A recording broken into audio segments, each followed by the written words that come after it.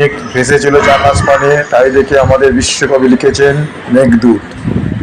মেঘদূত কবিবর কবে কোন বিস্মিত বরষে, কোন পুণ্য আষাঢ়ের প্রথম দিবসে লিখেছিলে মেঘদূত।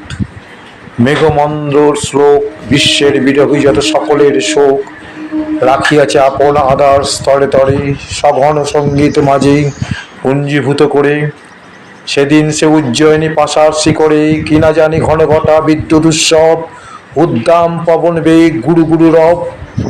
গম্ভীর নিঘোষ সেই মেঘ সংঘর্ষের জাগায়া তুলিয়াছিল সহস্র বর্ষের অন্তগির বাষ্পাকুল বিচ্ছেদ কন্দন। একদিনে ছিন্ন করি কালের বন্ধন, সেই দিন ঝরে পড়েছিল অবিরল চির দিবসের যেন রুদ্র অশ্রুজল। আর্দ্র করি তোমার উদার শ্লোক রাশি, সেদিন কি জগতের যতেক প্রবাসী জোড়ো হস্তে বেগপানে শূন্যে তুলি মাথা, গেয়েছিল সমস্বরে বিরহের গাথা।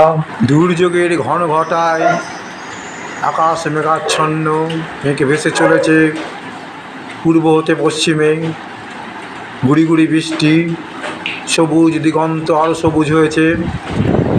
এরকমই একটি দুর্যোগের দিনে বিশ্বকবি রচিত মেঘনাদ বধ কাব্যের কিছুটা অংশ আবৃত্তি করে তুলে ধরেছি আপনাদের সামনে। ভালো লাগলে লাইক শেয়ার সাবস্ক্রাইব করবেন। সকলে ভালো থাকবেন, সুস্থ থাকবেন। পরের ভিডিও আবার দেখা হবে। ধন্যবাদ।